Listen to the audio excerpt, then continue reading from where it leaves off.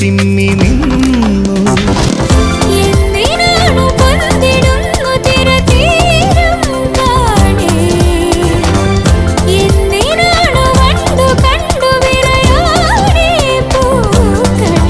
പറയൂ മനമേ, ചൊരിയൂ മധുരം പ്രിയതേ, എന്റെ ഹൃദയതാളം മുറുകിയോ, എന്റെ കണ്ണിലിളമീൻ തുള്ളി